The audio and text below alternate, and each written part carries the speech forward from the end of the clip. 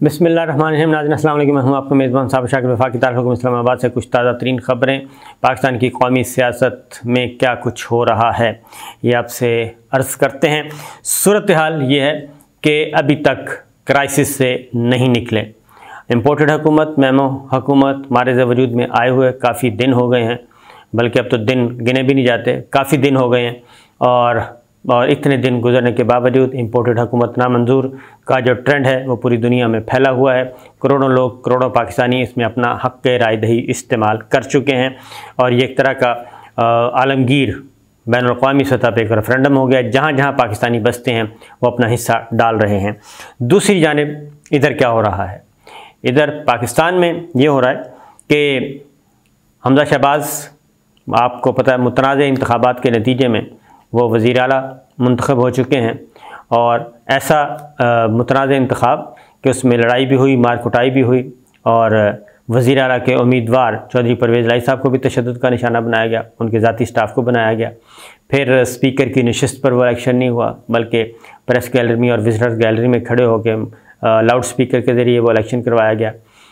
उसकी रिपोर्ट पहुँच चुकी है। गवर्नर उमर सरफराज चीमा हैं और उन्होंने हल्फ लेना था। उन्होंने हल्फ लेने से माजरत कर ली।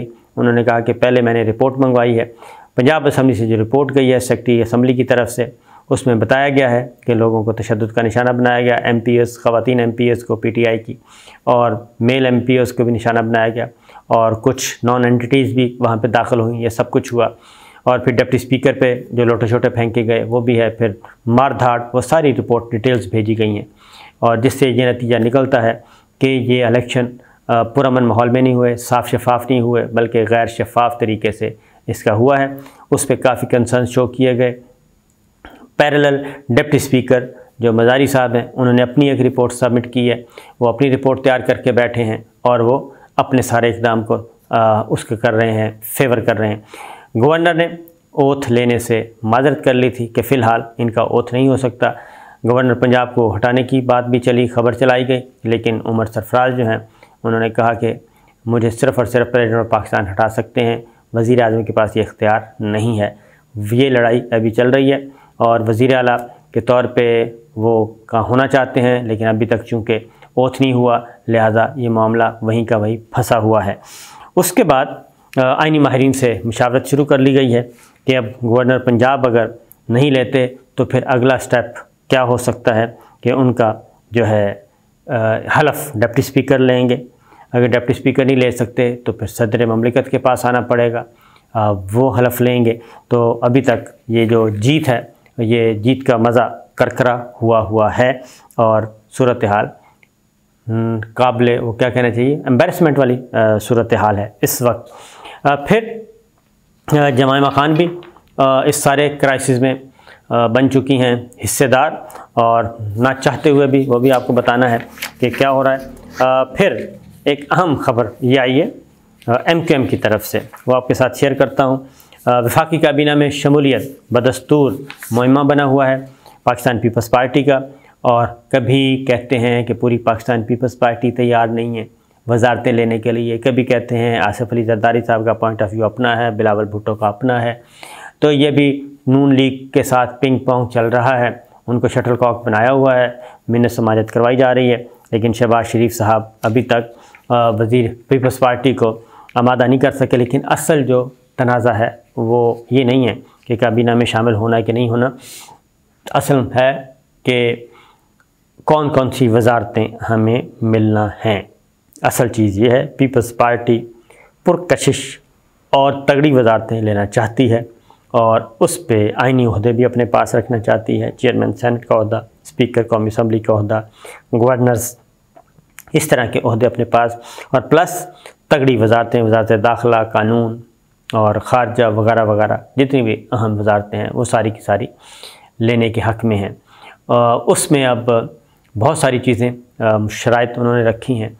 नंबर ये कि जो वजारतें देंगे वहाँ के सेक्रेटरी भी उन्हीं की मर्ज़ी के होंगे, वज़ीरों के, और वजारतों में किसी किस्म की इंटरफेरेंस नहीं की जाएगी। इंडिपेंडेंट वजारतें चलाई जाएंगी और फ़ैसले किए जाएंगे। फिर यह है कि अगले बजट में जो है तमाम पीपल्स पार्टी के हलकों में और पंजाब में भी जिन हलकों पे निशानदेही की जाएगी वहाँ पे तरक्याती फ़ंड जारी किए जाएंगे। और अगली ये कि जिन जिन ज़िलों में जिन जिन तहसीलों में seat adjustment Pakistan peoples party Muslim league Nawaz के साथ करेगी उसका अभी से अनाउंस होगा, और उन हलकों में जो पाकिस्तान पीपल्स पार्टी के टिकट होल्डर्स हैं उनके ज़रिए तरक्याती जो बजट है, तरक्याती फ़ंड्स हैं वो ख़र्च किए जाएंगे। तो बहरहाल फिर यह है कि बिलावल भुट्टो, इस पे कोई इतराज़ नहीं है, बिलावल भुट्टो वज़ीर ख़ारजा बने, लेकिन बिलावल भुट्टो पीपल्स पार्टी के चेयरपर्सन हैं और वो पार्टी हेड मुस्तकबिल में उन्होंने संभालना है। वो ये नहीं चाहते कि उन पे ये लेबल लगे कि सारी उम्र ये कहा जाए कि बिलावल भुट्टो जो हैं वो शहबाज काबीना के वज़ीर ख़ारजा रह चुके हैं और शहबाज शरीफ के मातहत काम कर चुके हैं। ये एक ईगो का मसला भी है, परसेप्शन का मसला भी है, ये भी एक चल रहा है। फिर यह है कि अभी डामाडोल है कि सूरत हाल किस तरफ जाती है कुछ पता नहीं है। उसकी वजह यह है कि पाकिस्तान तहरीक इंसाफ जो है वो इमरान खान साहब जिनके बारे में ख्याल था कि जनाब ये कुछ भी नहीं होगा, टाइम टाइम फिश हो जाएगा। हंगू NA33 में इलेक्शन हुआ है, ज़िमनी इलेक्शन PTI के, एक MNA की वफ़ात हो गई थी और वहाँ पे जो नतीजा आया है भरपूर मुकाबला था और PTI के नदीम ख़याल जो हैं उन्होंने ये नशिस्त जीती है और डॉक्टर नदीम ख़याल ने 21,583 वोट हासिल किए। JUI के मुफ्ती अबैदुल्ला 17,000 वोट लेके दूसरे नंबर पे रहे। इस तरीके से ये पाकिस्तान तहरीक इंसाफ ने हंगू का इलेक्शन बआसानी जीत लिया और साथ ही साथ मुतफ़िक़ा उम्मीदवार, मुत्तहिदा अपोजिशन के ये मुतफ़िक़ा उम्मीदवार थे जो JUI के थे, इसके बावजूद 4,000 वोटों की बर्तरी से PTI जीती। तो इसको पाकिस्तान तहरीक इंसाफ जो है वो कह रही है कि ये एक तरह का सिग्नल है और उससे अंदाज़ा कर सकते हैं कि जो पाकिस्तान तहरीक इंसाफ इमरान खान का जो नैरेटिव है, बयानिया है, वो कामयाब है और उसी के तहत अगले आम इंतखाबात भी होंगे। MQM मुत्तहिदा कौमी मूवमेंट खालिद मकबूल सिद्दीकी साहब ने पेशकश की है और पेशकश की है इमरान खान साहब को। उन्होंने कहा कि कराची की 14 सीटें छीन कर इमरान खान को इक़्तिदार दिया गया। एक तो ये बात उन्होंने की और ये इमरान खान अगर ये समझते हैं कि मेमो एक साजिश है और उनको साजिश के तहत हटाया गया है और जो धमकी आमेज़ मरासला है उसी के नतीजे में ही तहरीक अदम एतमाद कामयाब हुई है, तो खालिद मकबूल सिद्दीकी साहब ने पेशकश की है कि अगर वो ये साबित कर दें तो MQM उनके साथ खड़ी होगी। और मेरा ख़्याल है कि शायद अब MQM और PTI के जो रास्ते हैं वो काफ़ी आगे बढ़ चुके हैं और शायद अब दोबारा कम से कम PTI और इनका आपस में ना हो। उसकी वजह मैं आपको बता चुका हूँ कि पाकिस्तान मुत्तहिदा कौमी मूवमेंट MQM और पीपल्स पार्टी और मुस्लिम लीग नवाज़ ये सारे मिल के इत्तेहाद करेंगे कराची की हद तक और वहाँ पे PTI को आउट करने की कोशिश करेंगे।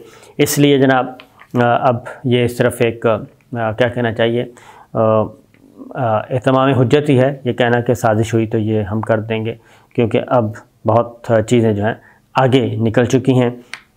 और फिर यह है कि जी पीपल्स पार्टी का 4 गवर्नर्स के ओहदों का मुतालबा भी सामने आ चुका है और ये हैरानकुन तौर पे है कि जो पाकिस्तान पीपल्स पार्टी है वो गवर्नर्स भी सारे के सारे लेना चाहती है। वो कहती है पीपल्स पार्टी का गवर्नर भी हमारा, अब सिंध का भी हमारा होगा, MQM की कोई ज़रूरत नहीं है, पंजाब का भी हमारा होगा, वो भी कोई ज़रूरत नहीं है। अब पंजाब का गवर्नर मुस्लिम लीग नवाज़ ने कहा जी हमारा होगा, इस पर किसी की नज़र नहीं होनी चाहिए, पीपल्स पार्टी को उन्होंने फारिग कर दिया है। उधर सिंध में उन्होंने कहा कि जी आप ले सकते हैं लेकिन सिंध में MQM, और इसमें आप जहन में रखिएगा कि एट द एंड पता चलेगा कि ये सारे का सारा केक जो है वो मुस्लिम लीग नवाज़ और पीपल्स पार्टी खा गई, बाकी सारी जमातें फ़ारग रह जाएंगी। मौलाना फजलुर रहमान साहब गवर्नरशिप की तरफ देख रहे हैं, लेकिन पता चला है कि अब पीपल्स पार्टी खैबर पख्तूनख्वा मियां इफ्तिखार हुसैन का नाम लिया जा रहा है। तो बहरहाल ये बंदर बांट चल रही है और अभी तक कोई हतमी फ़ैसला किसी भी सूरत में नहीं हो पा रहा।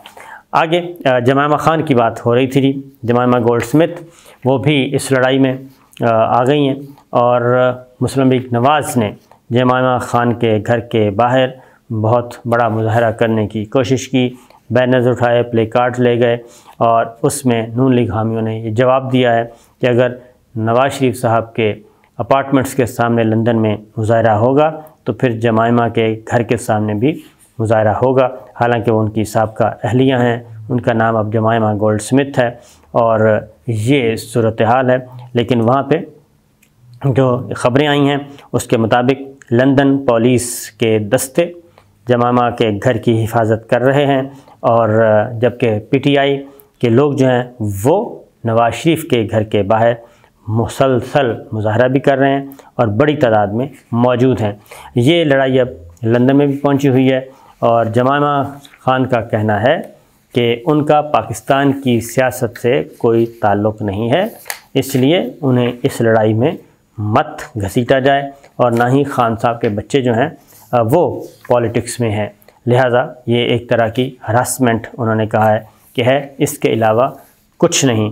फिर army chief general Qamar Javed Bajwa ने विज़िट किया है पाक फ़ौज के मेजर हारिस को अटेंड किया। लाहौर में उनको शदीद तरीन हालत में ज़ख्मी किया गया और वो ख़ास तौर पे CMH गए, उनकी मेजर हारिस की अयादत की। उनके वालिद साहब उधर मौजूद थे और उनके वालिद ने बताया आर्मी चीफ़ को कि जनाब बहुत ही शदीद तरीन किस्म का तशद्दुद किया गया है, लोहे के जो रॉड होते हैं, सरिये होते हैं, उनसे उनको मारा गया और बमुश्किल इनकी जान बची है, फ्रैक्चर्स आए हुए हैं।